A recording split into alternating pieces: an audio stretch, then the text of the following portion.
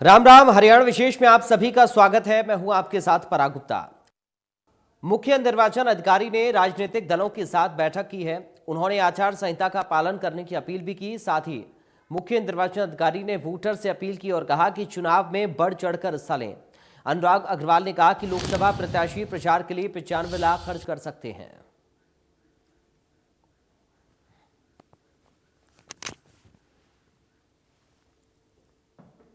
जो मीटिंग हमने आज बुलाई थी वो एक रेगुलर प्रोसेस है और अब चुनाव की घोषणा हो गई, मॉडल कोड ऑफ कंडक्ट रह गया, तो इनकी राजनीतिक दलों की कोई एप्रीहेंशन है, कोई समस्या है, तो उनके बारे में बहुत विस्तार से चर्चा की। और मुझे इस बात की खुशी है कि उन्होंने बहुत अच्छी तैयारी से पार्टिसिपेट किया। कितने बैनर लग सकते हैं, कितने झंडे लग सकते हैं, वॉल पेंटिंग हो सकती है या नहीं हो सकती है, सब हमने उनके साथ शेयर किया, उनके सवालों का जवाब दिया। 95 लाख का अमाउंट है पार्लियामेंट इलेक्शन में।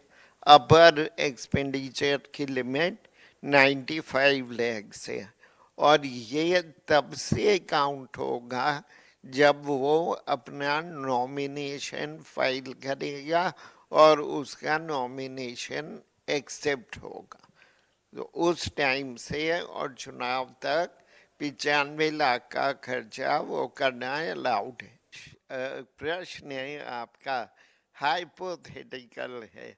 अगर आपने प्रश्न में ही बोला, अगर मंत्रिमंडल का विस्तार होता है तो जब उनको विस्तार करना होगा, यदि उनको चुनाव की आचार संहिता का उल्लंघन लगेगा तो हमसे पूछेंगे और हम चुनाव आयोग से पूछ के उचित जवाब।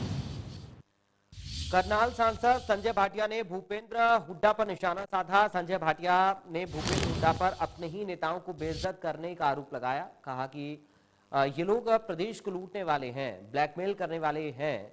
हुड्डा ने तंवर के साथ क्या किया, शैलजा सुरजेवाला के साथ क्या किया, सबको पता है। भूपेंद्र हुड्डा लोगों का अपमान करने वाले हैं। देखिए, हुड्डा साहब तो कुछ भी कह सकते हैं और हुड्डा साहब कुछ भी कर सकते हैं। वो अशोक तंवर के साथ क्या व्यवहार कर सकते हैं, वो शैलजा जी के साथ क्या व्यवहार कर सकते हैं, रणदीप सुरजेवाला का वो क्या कर सकते हैं, किरण चौधरी के साथ। हुड्डा साहब किसने किसका शोषण किया है, इस आपसे बड़ा उदाहरण तो कोई है ही नहीं। सपने में भी आप चाहते हैं कि मेरा नाकाबिल बेटा इस प्रदेश का मुख्यमंत्री बन जाए। मुख्यमंत्री बनाना हो तो उनको दीपेंद्र हुड्डा याद आते हैं, लोकसभा का चुनाव लड़ाना हो तो दीपेंद्र हुड्डा याद आते हैं, राज्यसभा का चुनाव को भी वो छोड़ते नहीं। वो कहते राज्यसभा में भी, क्योंकि उनके पास ब्लैकमेलिंग करने वाले एमएलए हैं। उन्होंने एमएलए को अपनी कठपुतली बनाकर अपने हाई कमान को भी दबाने का, प्रधान बनाने की बात आती है तो डम्मी प्रधान आप बना। कैबिनेट मंत्री जेपी दलाल से हमारे सहयोगी ने खास बातचीत की। इस दौरान उन्होंने कहा कि हमने 6 उम्मीदवार दिए हैं, दूसरे पार्टियों के उम्मीदवार आए नहीं हैं। उन्होंने कहा जनता ने 400 पार का मन बनाया हुआ है। देश में लोकसभा चुनाव को लेकर चुनावी बिगुल बज चुका है। तमाम पार्टियों ने अपनी अपनी तैयारियां जो है वो शुरू कर दी है। इस वक्त हमारे साथ बातचीत करने के लिए हरियाणा के कैबिनेट मंत्री जेपी दलाल साहब मौजूद हैं। दलाल साहब, चुनावी बिगुल बज चुका है, तमाम पार्टियों ने जो है अपनी अपनी रणनीति तैयार कर ली है। ऐसे में भारतीय जनता पार्टी की क्या तैयारी है 10 की 10 लोकसभा सीटों को लेकर? भारतीय जनता पार्टी पूरी तरह से तैयार है। हमने 6 कैंडिडेट भी दे दिए हैं और दूसरी पार्टियां हैं। कांग्रेस का अभी तक कोई कैंडिडेट आया नहीं है, सिर्फ एक आम आदमी पार्टी का कैंडिडेट आया है, तो वो हमारे से बहुत पीछे हैं। और लोगों ने मन बनाया हुआ है कि मोदी जी को फिर से प्रधानमंत्री बनाना है और जनता ये कह रही है कि इस बार मोदी जी को 400 पार की बात है वो सही पूरा करके दिखाएंगे। तो कल जो बीजेपी के राष्ट्रीय अध्यक्ष है जगत प्रकाश नड्डा, वो अपना चुनावी बिगुल जो है वो बजाने वाले हैं। कल से शुरुआत जो है बीजेपी की कैंपेन की होने वाली है। हाँ, कल हमारे राष्ट्रीय अध्यक्ष नड्डा जी आएंगे और मनोहर लाल जी के लिए जो है चुनाव प्रचार की श्री गणेश करेंगे। और ये एक अच्छी बात है कि एक इतनी बड़ी पार्टी के राष्ट्रीय अध्यक्ष आकर के चुनाव प्रचार की शुरुआत कर रहे हैं। और बड़ा खुशी का माहौल है हरियाणा के अंदर कि 10 की 10 सीटें लोकसभा की जरूर भारतीय जनता पार्टी जीतेगी। लेकिन कांग्रेस तो कह रही है कि इस बार बदलाव होगा, मुख्यमंत्री बदल दिया, अगली बार सरकार ही बदल जाएगी। कांग्रेस को कहने से कुछ नहीं होता। कांग्रेस 2 बार पहले भी 10 की 10 सीटें हारी हैं लोकसभा की और इस बार फिर हारेगी। कांग्रेस में आपस में ही मनमुटाव रहता है। कांग्रेस संगठन बनाने में कामयाब नहीं हुई है। 10 साल से वो जिलाध्यक्ष नहीं बना पा रहे, वो तो क्या कहे कि वोट मांगे। वो तो कह रहे कि जनता ही हमारा संगठन है। जनता नहीं, परिवार ही उनका संगठन है। कांग्रेस परिवारों में धड़ों में बटी हुई पार्टी है। अपने परिवार के लिए उसके लिए लड़ाई लड़ रहे हैं, पार्टी के लिए जनता के लिए काम नहीं कर रहे। तो ऐसे में आपको क्या लगता है कि कांग्रेस अभी तक टिकटें अनाउंस नहीं कर पाई? हमारी जानकारी में ये सामने आ रहा है कि आपस में जो तनातनी देखने को मिल रही है, कोई कह रहा है कि 5 टिकटें मुझे चाहिए, 2 कुमारी शैलजा कह रही है कि मुझे चाहिए, किरण चौधरी, रणदीप सिंह सुरजेवाला, जो आपस में इनका जो उलझ रहे हैं मतलब टिकटों को लेकर, तो कहीं ना कहीं नुकसान आपको लगता है कि होगा इनको? नहीं, कांग्रेस हमेशा से इस तरह से करते आई, परिवारों की बटी हुई पार्टी है। और जब भी कोई टिकट का बंटवारे का मौका आता है तो इस तरह से झगड़ते रहते हैं और जनहित के लिए बारे में कम सोचते हैं, परिवार हित के बारे में ज़्यादा सोचते हैं। इसलिए जनता कांग्रेस को बार बार अस्वीकार करती है।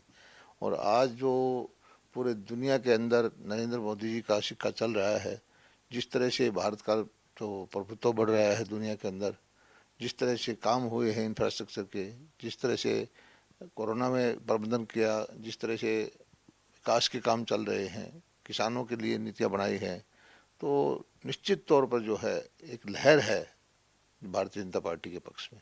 सर, जिस तरीके से अलायंस अब टूट चुका है, लेकिन आपके जो पुराने सहयोगी है जननायक जनता पार्टी, उनका कहना है कि जो ओलावृष्टि से नुकसान हुआ था, जिन्होंने क्षतिपूर्ति पोर्टल पर अप्लाई कर दिया, उनको तुरंत इमीडिएटली जो है मुआवजा मिलना चाहिए। तो सरकार क्या कदम उठा रही है इस पे?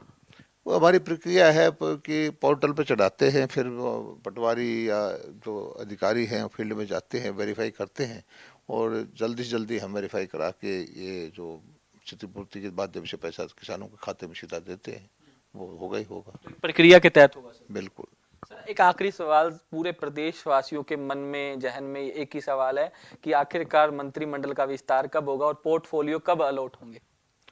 देखिए, ये काम मेरा नहीं है, हमारे केंद्रीय नेतृत्व का है या मुख्यमंत्री जी का है।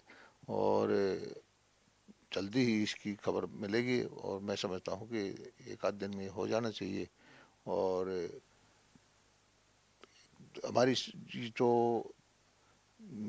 नीति है उसके अनुसार हम जो गेहूं की खरीद है वो भी 1 अप्रैल से केंद्रीय पूल के लिए करते हैं, उसकी तैयारी है हरियाणा सरकार ने कर रखी है।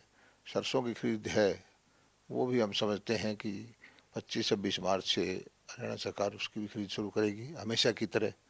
और किसान भाइयों को कोई चिंता करने की ज़रूरत नहीं है। उनको जो जिस तरह से हम खरीद करते आए पहले, उसी तरह से खरीद इस बार भी करेगी। तैयारियां पूरी है मंडी में? सारी तैयारियां पूरी है। अधिकारी को निर्देश दे दिए गए थे? सारी व्यवस्थाएं पूरी हैं। जो इस तरह से मंडी पहले चलती थी, खरीद होती थी, उस तरह से इस बार भी होगी। शुक्रिया हमसे बातचीत करने के लिए। तो ये थे हमारे साथ कैबिनेट मंत्री जेपी दलाल, जिनका साफ तौर पर कहना है चुनाव को लेकर पूरी तैयारियां जो है वो भारतीय जनता पार्टी की ओर से कर ली गई है।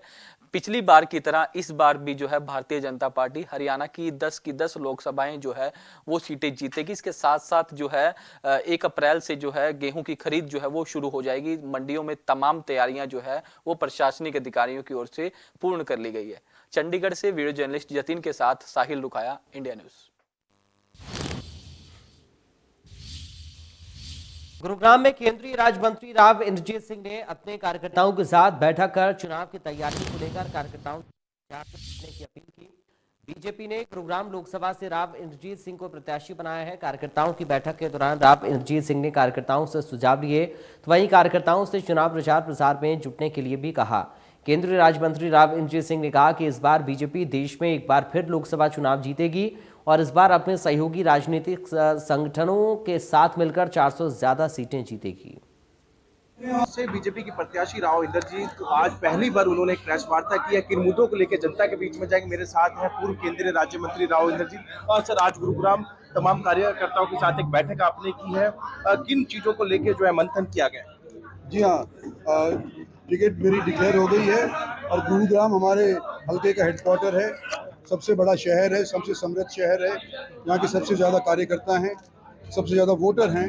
तो मैंने शुरुआत आज यहाँ पर करी है गुड़गांव के बीजेपी के हेडक्वार्टर से। और जिस तरह से जोश खरोश मेरे को लोगों में दिखाई दिया है, मेरे को ये उम्मीद है कि पहले की निस्बत इस बार ज़्यादा वोटों से यहाँ की पब्लिक भारतीय जनता पार्टी के टिकट वाले को जिताएगी। किन मुद्दों को लेकर जनता के बीच में आप जा रहे हैं? हमारे हरियाणा के अंदर आज केंद्र का इलेक्शन है और केंद्र के जितने काम पिछले 10 साल के अंदर हरियाणा के अंदर हुए हैं और ख़ास तौर के ऊपर दक्षिणी हरियाणा के अंदर हुए हैं, चाहे वो रोडवेज का हो, चाहे वो रेलवेज का हो, डेडिकेटेड रेल फ्रेट कॉरिडोर का हो, RRTS का हो, कई वर्षों से दशकों से इतने काम नहीं हो पाए हैं। तो डेवलपमेंट एक मेन मुद्दा भी रहे। मेवात की बात कर लेते हैं। कहीं ना कहीं मॉडल बहुत अधिक है, उसमें किस तरीके से अब बीजेपी की जो है पकड़ हुई है या किस तरीके से उनको लुभाने का प्रयास किया जाए? लुभाने का नहीं, उनकी खुद की आस्था बन रही है। मतलब कोई लुभाने से, कोई इस तरह से तो है नहीं कि उनको हम जबरदस्ती कोई दे करके और उनको अपने पक्ष में लेना चाह रहे हैं। उनका रुझान बनाया है, मेरे प्रति बनाया, भारतीय जनता पार्टी के बनाया और हमको अच्छी खासी वोट वहां से मिली।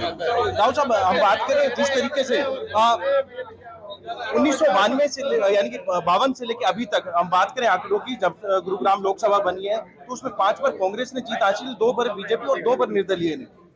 तो इस बार तो बीजेपी की तीसरी बार हैट्रिक बनने जा रही है। हाँ, तो बिल्कुल ये थे मेरे साथ केंद्रीय पूर्व मंत्री जिन्होंने साफ तौर पे यही कहा है कि एक बार फिर गुरुग्राम लोकसभा में जो बीजेपी है हैट्रिक मारने वाली है। गुरुग्राम से कैमरामैन जगदीप के साथ संजय राठौर। लोकसभा का चुनाव शुरू होते ही सभी पार्टी अब जहां अपने चुनाव कार्यालय खोल रही हैं, तो वहीं एक दूसरे पर जमकर जुबानी जंग भी जारी है। कुरुक्षेत्र लोकसभा सीट से आम आदमी पार्टी के उम्मीदवार सुशील गुप्ता ने बयान देते हुए कहा कि कुरुक्षेत्र लोकसभा से बीजेपी के पास कोई उम्मीदवार ही नहीं बचा जो मैदान में उतर सके। तो वहीं उन्होंने दूसरी तरफ मुख्यमंत्री नायब सैनी पर तंज कसते हुए कहा कि जो अपनी पत्नी को जिला परिषद का चुनाव नहीं जिता सके, वो हरियाणा की 10 लोकसभा सीटें कैसे जीतने का दावा कर रहे हैं।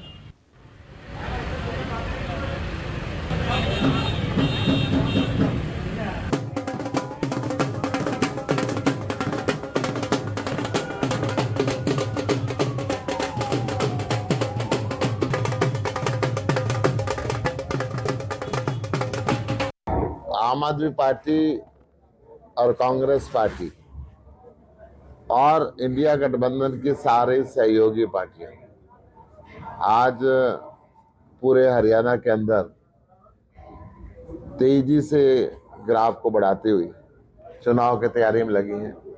कुरुक्षेत्र लोकसभा के अंदर सारी मंडियों में जनसंपर्क करने के बाद आम आदमी पार्टी और कांग्रेस के सारे कार्यकर्ताओं से साझा कार्यकर्ता सम्मेलन करने के बाद आज से गांव-गांव की यात्रा का शुभारंभ कर रहे हैं। आज मैं रादौर हलके के गोलनपुर गांव से इस यात्रा की शुरुआत करूंगा। भारतीय जनता पार्टी आज कुरुक्षेत्र लोकसभा में पूरी तरह घबराई हुई है। इनके पास कोई कैंडिडेट सामने आने के लिए तैयार नहीं है। गांव-गांव में, हर शहर में अब लोग इंडिया गठबंधन को पसंद कर रहे हैं।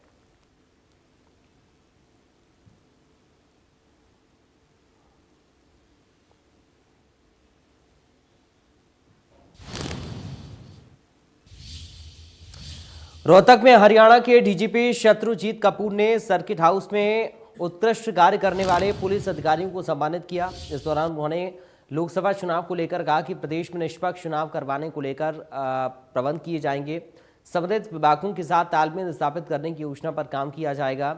हरियाणा पुलिस और पैरामिलिट्री फोर्स के साथ तालमेल से निष्पक्ष और शांतिपूर्ण ढंग से चुनाव करवाए जाएंगे। आप जैसा जानते हैं कि 25 मई को डेट आई है और हमारे हरियाणा में हमेशा से ही चुनाव स्वतंत्र और निष्पक्ष रूप से हुए हैं, आप जानते हैं उस बारे में। और हरियाणा पुलिस और जो पैरामिलिट्री की फोर्स हमें मिलती है चुनाव प्रबंधन के लिए, वो सारे मिलकर के, और जो सिविल एडमिनिस्ट्रेशन है वो सारे मिलकर के इलेक्शन कमीशन की हिदायतों के मुताबिक उसको सही तरीके से निष्पक्ष और स्वतंत्र रूप से करवाएंगे और हर बार की तरह और बेहतरीन चुनाव हरियाणा में करवाए जाएंगे। उधर झज्जर के गांव कबलाना में राज्यसभा सांसद कार्तिकी शर्मा पहुंचे। इस दौरान सांसद कार्तिकी शर्मा ने झज्जर के कुश्ती दंगल में शिरकत की। इस मौके पर सांसद कार्तिकी शर्मा का ग्रामीणों ने फूल मालाओं से और पगड़ी पहनाकर स्वागत किया। सांसद कार्तिकी शर्मा ने पहली कुश्ती के पहलवानों का हाथ मिलाकर उनका उत्साह बढ़ाया।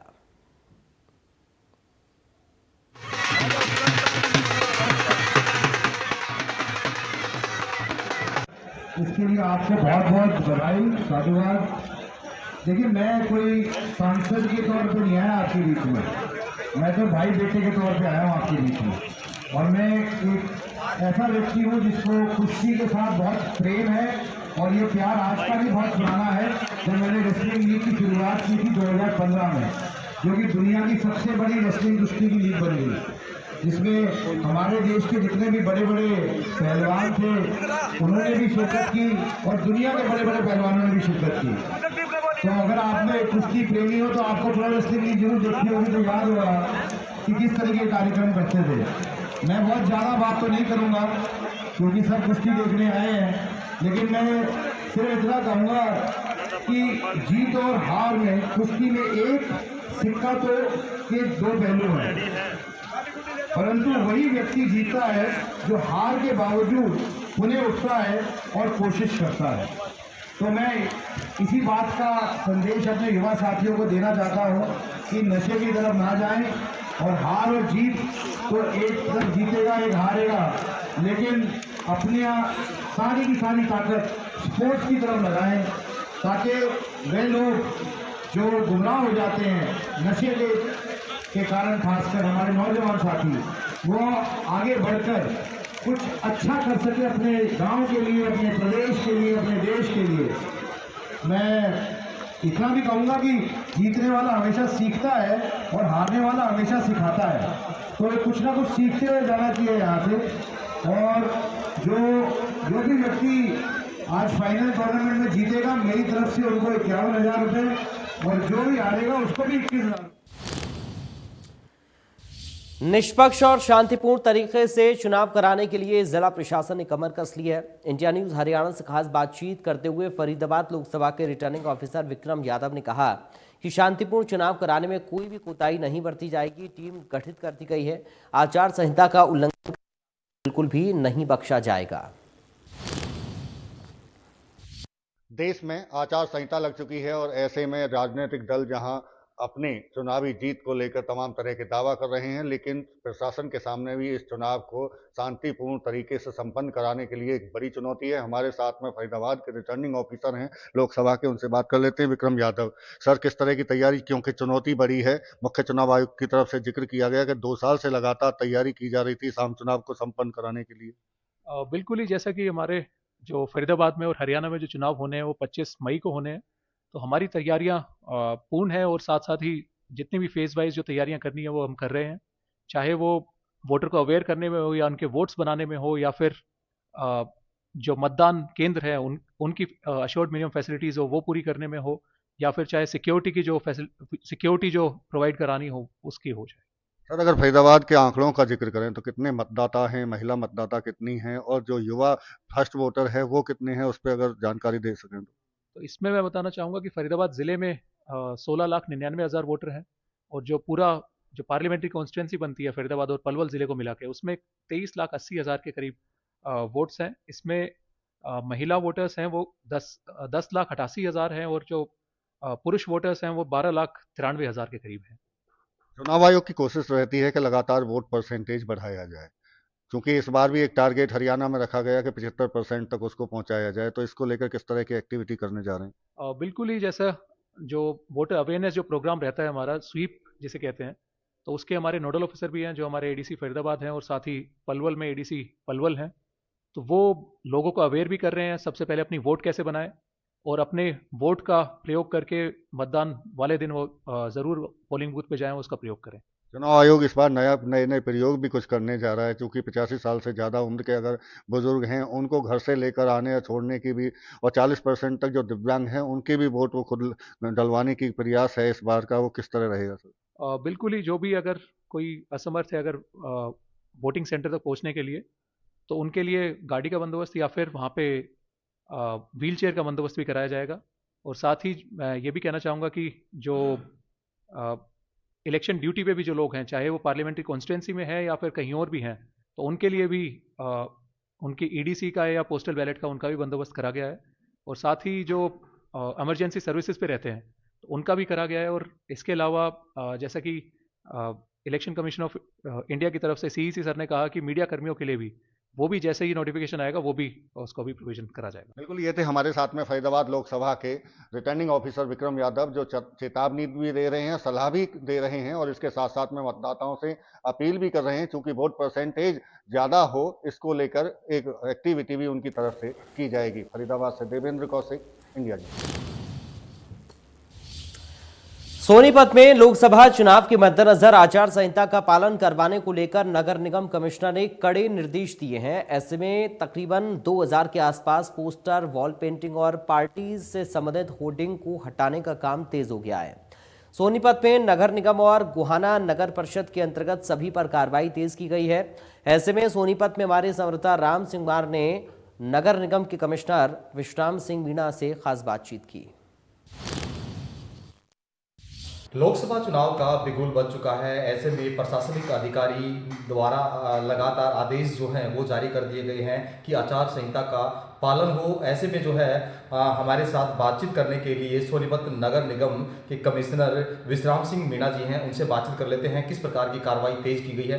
सर, जिस प्रकार से आचार संहिता लग गई है तो निश्चित तौर पर कार्रवाई भी तेज की गई है, तो किस प्रकार की कार्रवाई तेज हुई है पोस्टर हटाने की? हमने विदिन 24 आवर्स हमें जितने भी पब्लिक प्लेसेस पे होर्डिंग्स, बैनर्स, अनऑथराइज पोस्टर्स थे उनको हटाने का आचार संहिता के तहत निर्देशन मिला है और उसके तहत कार्रवाई करते हुए हमने लगभग 2000 के करीब जो है मिला के सारे अलग अलग चीज़ें वो हमने रिमूव करी है और अभी भी ये कार्रवाई जारी है। 48 घंटे में हमें जो पब्लिक बिल्डिंग्स हैं उन पे जो पोस्टर्स हैं, एडवर्टाइजमेंट्स हैं, उनको हटाना है और 72 घंटे के अंदर अंदर हमने प्राइवेट बिल्डिंग्स हैं या पब्लिक प्लेस से जो व्यूएबल जो सामग्री है वो सारी हटानी है। इसके तहत हमने नगर निगम क्षेत्र में 4 टीमें बनाई है और ऐसे ही जो म्यूनसिपल कमेटी और काउंसिल है उनमें सेक्रेटरी और एग्जीक्यूटिव ऑफिसर के नेतृत्व में 4 टीमें वहाँ बनाई है और हमारा एक अच्छा वो है। और मैं सभी से आपके माध्यम से अनुरोध भी करूँगा कि अनऑथराइज प्लेसेस पे एडवर्टाइजमेंट ना लगे। इससे ना केवल एमसीसी का वायलेशन होता है परंतु शहर की जो सुंदरता, स्वच्छता और एक जो एम्बियंस है वो भी एक ख़राब होता है। तो भविष्य में अगर कोई फिर भी लगातार उल्लंघन करता पाया जाता है तो इसको defacement of public property act और रिप्रेजेंटेशन ऑफ पीपल एक्ट के तहत हम सख्त से सख्त कार्रवाई करेंगे। सर, नगर परिषद भी है, गोहाना में है, जैसे खरखोदा है या फिर इस तरह के अलग अलग जो खंड हैं, तो वहाँ पर भी जो है टीमें नियुक्त की गई हैं और किस प्रकार के निर्देश वहाँ दिए गए? वहाँ सेम निर्देश है, सभी की रिटर्न में ऑर्डर्स हैं और थ्रू रिपोर्टिंग हम डिस्ट्रिक्ट इलेक्शन ऑफिसर जो कि माननीय उपायुक्त महोदय हैं उनको भी हम रिपोर्ट भेजते हैं और मैं खुद भी उसको रिपोर्ट को मॉनिटर कर रहा हूँ और उसके तहत हमने अब तक लगभग बाकी जो छोटी म्यूनसिपैलिटीज़ हैं उनमें लगभग 1000 जो प्रचार सामग्री है वो हमने हटाई है और आज की जो रिपोर्ट है उसमें भी इसी तरह की लगातार फोटोज़ और हम एक व्हाट्सएप ग्रुप के माध्यम से उसको मॉनिटर कर रहे हैं। बिल्कुल, देखिए ये थे हमारे साथ विश्राम सिंह मीणा, नगर निगम कमिश्नर, और ख़ास तौर पर उन्होंने बताया है कि करीबन 2000 के आसपास इस प्रकार के पोस्टर और अलग अलग जो कैटेगरी विज्ञापन थे या फिर इस प्रकार से पोस्टर थे सबको रिमूव करने का कार्य काफ़ी तेज कर दिया गया है। सोनीपत से इंडिया न्यूज़ हरियाणा के लिए राम सिंह मार। फिलहाल हरियाणा विशेष में इतना ही। राम राम।